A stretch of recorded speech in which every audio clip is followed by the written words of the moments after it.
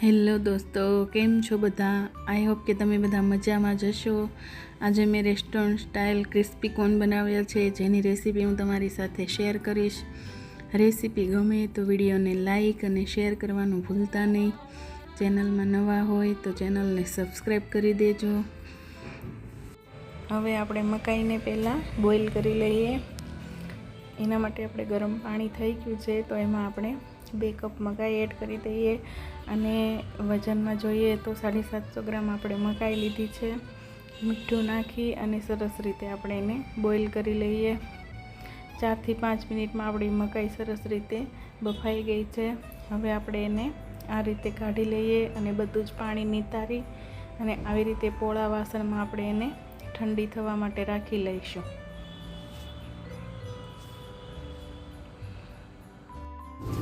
આપણી મકાઈ room temperature પર આવી ગઈ છે. હવે આપણે એમાં 2 ટેબલસ્પૂન મેંદાનો લોટ અને 2 ટેબલસ્પૂન કોર્નફ્લોર એડ કરી દઈશું આ રીતે, અને ચમચાની મદદથી આપણે મિક્સ કરતા જઈશું.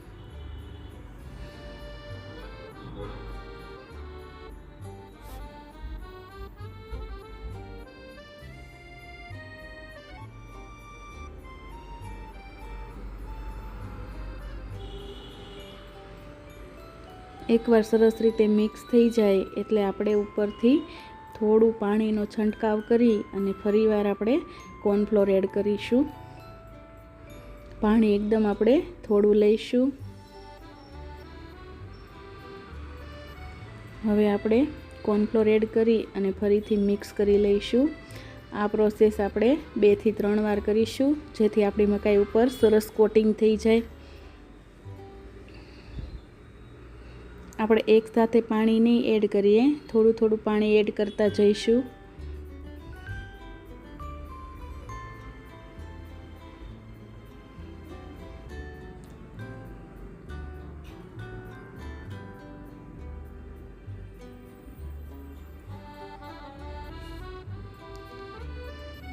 આપણે ટોટલ 6 ટેબલસ્પૂન જેટલો કોર્નફ્લોર એડ કર્યો છે અને 2 ટેબલસ્પૂન જેટલો મેંદાનો લોટ એડ કર્યો છે.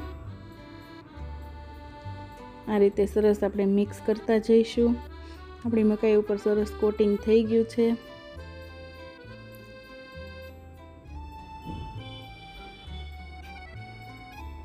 તમે જોઈ શકો છો કે મકાઈ ઉપર સરસ રીતે કોટિંગ થઈ ગયું છે.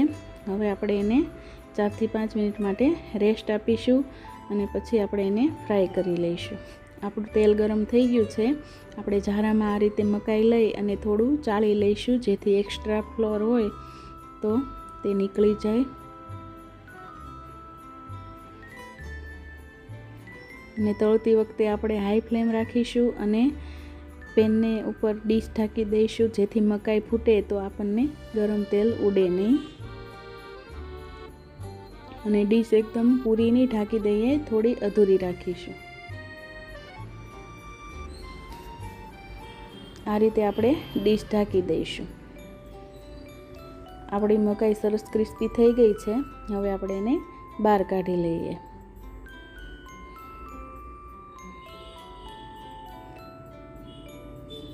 હવે આપણે આ રીતે બધી જ મકાઈને ફ્રાય કરી લઈશું. તમે આ રીતે જ કોર્નની ઉપર મીઠું અને મરી પાવડર એડ કરીને પણ ખાઈ શકો છો, પણ હું અહીંયા આ મકાઈને એક વઘાર કરીશ. એના માટે 1 ટેબલસ્પૂન મેં તેલ લીધું છે. તેલ ગરમ થઈ જાય એટલે આપણે એમાં 1 ટેબલસ્પૂન ઝીણું સમારેલું લસણ અને આદું એડ કરી દઈશું. હવે આપણે એમાં મીડિયમ સાઇઝનો એક કાંદો કટ કરેલો છે એ પણ એડ કરી દઈશું. અને વેજીટેબલ આપણે એકદમ હાઈ ફ્લેમ પર જ સાતળીશું. હવે અહીંયા મેં 3 કલરના કેપ્સિકમ લીધા છે. તમે ખાલી ગ્રીન પણ લઈ શકો છો. આપણે એને પણ હાઈ ફ્લેમ પર જ સાતળીશું, જેથી એમાંથી પાણી ન છૂટે. જો આપણે ધીમા ગેસ પર એને સાતળીશું તો એમાંથી પાણી છૂટશે તો આપણી કોર્ન ક્રિસ્પી નહીં થાય. એટલે આપણે હાઈ ફ્લેમ જ રાખીશું અને 2 થી 5 મિનિટ માટે એને સતળાવા દઈશું. હવે આપણે એમાં મરી પાવડર, સ્વાદ પ્રમાણે મીઠું એડ કરી દઈશું અને સરસ રીતે મિક્સ કરી લઈશું.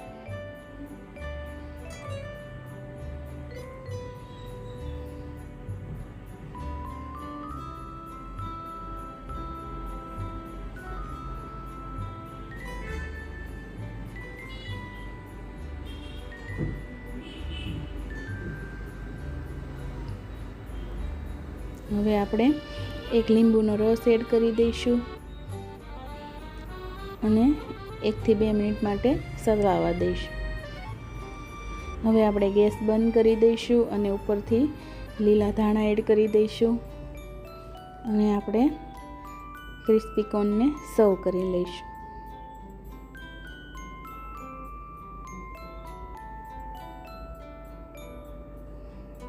મિત્રો, તમને મારો વિડીયો ગમ્યો હોય તો લાઈક, શેર અને સબસ્ક્રાઈબ કરી દેજો.